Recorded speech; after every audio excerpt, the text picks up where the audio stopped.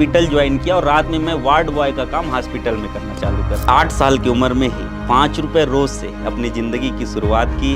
अब मेरा काम रात में हॉस्पिटल का था, दिन में मेडिकल का था। और आज सिंगल मंथ में 50 लाख रुपए का इनकम लेने वाले अभी तक एक लौते शख्सियत है YTM में लिस्ट। मैं ऐसे ही मजाक में सब्जी खरीदने के लिए अर्टिगा ले ली। एक जीवन में मेरे वो भी दिन था कि खुद का मेरा साइकिल भी नहीं था, लेकिन आज आपके आशीर्वाद से 4 गाड़ी का मैं मालिक हूँ।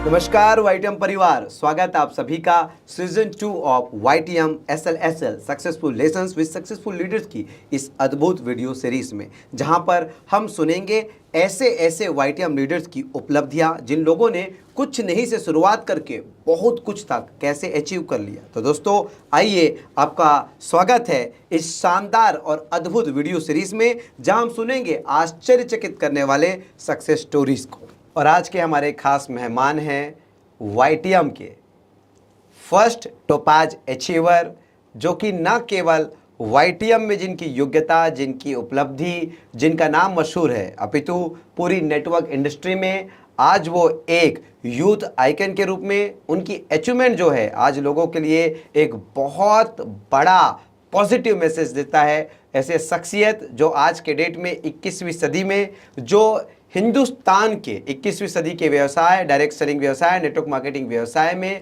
एक बहुत बड़ी योगदान दे रहे हैं। आइए मुलाकात करते हैं ऐसे शानदार व्यक्तित्व के धनी श्री देवव्रत मौर्य सर का। सर बहुत बहुत स्वागत है आपका। बहुत बहुत धन्यवाद सर, आपने मुझे इनवाइट किया। Thank you so much Devvrat sir. और ये हमारे लिए भी गौरव का पल है कि ऐसे शख्सियत आज हमारे साथ व्यवसाय का हिस्सा हुए, और आज ये बेहतरीन पलों के वो हिस्सा हो रहे हैं, क्योंकि जब ये इंटरव्यू मैं शूट कर रहा हूँ तो मैं खुद फील कर रहा हूँ कि आज हम हिंदुस्तान को फिर कुछ नया देने की ओर है। सो देवव्रत सर, कैसा महसूस हो रहा है, पहले ये बताइए आज इंटरव्यू में पार्टिसिपेट करके। सबसे पहले तो सर मैं अपने आप को सौभाग्यशाली मान रहा हूँ कि आपके द्वारा आज मेरा इंटरव्यू लिया जा रहा है, जो अपने आप में एक सपना हुआ करता है और आज वो सपने पूरे होने जैसा लग रहा है। Thank you so much, thank you so much. So कहते हैं ना, कभी कभी एक महान व्यक्ति जो है उनकी जो एंट्री होती है वो बहुत साधारण तरीके से होती है, और कुछ ऐसा ही है हमारे देवव्रत मौर्य सर। और इनकी उपलब्धियां आज के डेट में शायद शब्दों से, जुबान से कहे तो सूरज को रोशनी दिखाने जैसा है, क्योंकि ये तो कहते हैं ना, ये तो अभी ट्रेलर है, पिक्चर तो अभी बाकी है। और मैं महसूस करता हूँ जब भी मैं देवव्रत को मंच में फील करता हूँ या उनको उनके मैदान में देखता हूँ काम को करते हुए, कि बहुत बड़ी संभावना जो अपने अंदर वो दबा के रखे हैं, उसकी एक बहुत छोटी सी झलक आज नेटवर्क इंडस्ट्री को दिख पाया है, और उतनी छोटी सी झलक उनका बहुत बड़ा परिचय आज पूरे हिंदुस्तान में बना दिया है। सो देवव्रत सर, हम शुरुआत करेंगे आपका लाइफ जर्नी से, कि कहाँ आपका जन्म हुआ और किस तरह से आपकी पारिवारिक पृष्ठभूमि है और कहाँ तक आप पढ़ाई लिखाई किए। सर देखिए, सबसे पहले तो नाम देवव्रत मौर्य पूरा लिखते हैं, और जन्म हमारा गोरखपुर गोरखनाथ मंदिर के जस्ट बगल में गोरखनाथ एरिया में ही हुआ। और जहाँ तक रही पारिवारिक पृष्ठभूमि का, तो पिताजी मेरे, मैं जब 4 साल का हुआ तभी स्वर्गवास हो गए और साथ छोड़ दिए। घर में मैं इकलौता लड़का और माताजी बची। माताजी उसके बाद से मेरे लालन पालन के लिए, क्योंकि जो हमारा बैकग्राउंड रहा वो बहुत ही लो रहा है, और घर के खर्चे चलाने के लिए माँ ने फिर दाई का काम चालू किया गोरखनाथ चिकित्सालय के अंदर गोरखपुर में, जो महाराज जी का अस्पताल है, उसमें 14 वर्ष लगातार दाई का काम उन्होंने किया मेरे लालन पालन के लिए। और मैं भी अपने स्कूली पढ़ाई को लेकर के, फीस को लेकर के 8 साल की उम्र में ही 5 रुपये रोज़ से अपनी ज़िंदगी की शुरुआत की, और आज आपके बीच में आ बैठा हूँ, जो आगे भी ढेर सारी बातें होने वाली। बहुत शानदार। कहते हैं कि हर सफल व्यक्ति के पीछे एक बहुत बड़ा संघर्ष होता है, और संघर्ष की एक बहुत लंबी यात्रा होती है।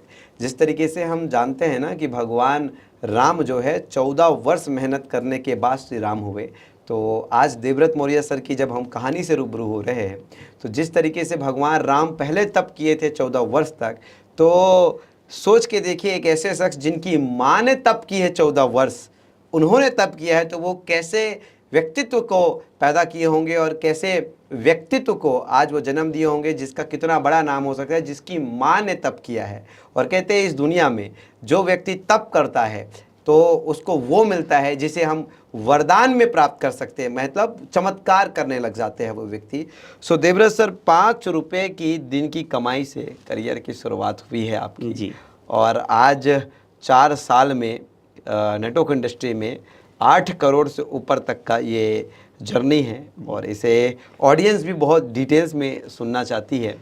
सो 5 रुपये के काम से कहाँ आप काम करते थे, जहाँ 5 रुपये की कमाई हो रही थी, कहाँ से आपने शुरुआत किया और कब जाके आपको ये यूथ आइकन वाला काम, ये मर्सिडीज़ वाला, ये YTM वाला, ये 8 करोड़ वाला लीडर का उपाधि मिला? सो ये जर्नी को थोड़ा सा और डिटेल बताइए। सर ज़रूर मैं शेयर करना चाहूँगा अपने जर्नी को। हो सके मेरे तरह बहुत सारे लोग आज संघर्ष कर रहे हों। सबसे पहले शुरुआत सर, मेरे घर से 2 किलोमीटर की दूरी पे एक चौराहा पड़ता है राजेंद्र नगर। राजेंद्र नगर में एक मेडिकल स्टोर है जिसका नाम है जागृति मेडिकल स्टोर, और सौभाग्य से वो मेडिकल स्टोर आज भी मौजूद है, जाके लोग पता कर सकते हैं।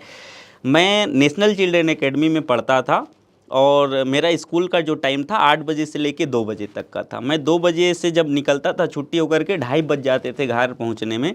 फिर 1.5 घंटे का समय मेरे पास रहता था, उसमें मैं भोजन भी करता था, स्कूल का काम भी पूरा करता था और 4 बजे से लेके रात को 9:30-10 बजे तक जागृति मेडिकल स्टोर पे काम करता था।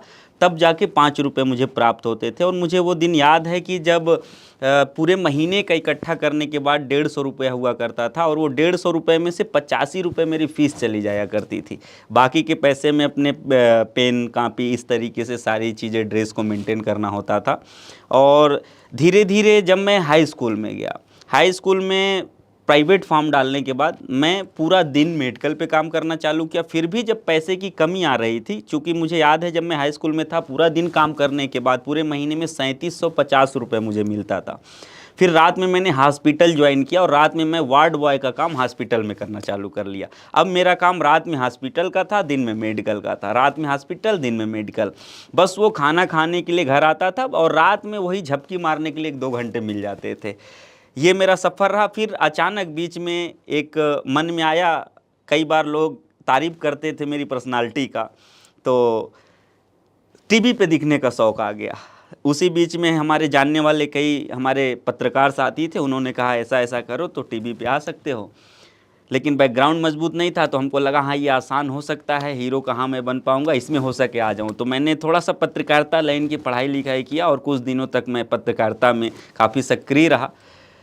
उसी दौरान, उस संघर्ष के दौरान 2017 में मुझे याद है आपसे पहली बार मेरी गोरखपुर एयरपोर्ट पे मुलाकात हुआ था। मार्च का महीना था और हमारी आपके जो थोड़े बहुत चर्चे हुए, नंबर आदान प्रदान हुआ, फिर हम लोगों का hi hello good morning good evening चलता रहा।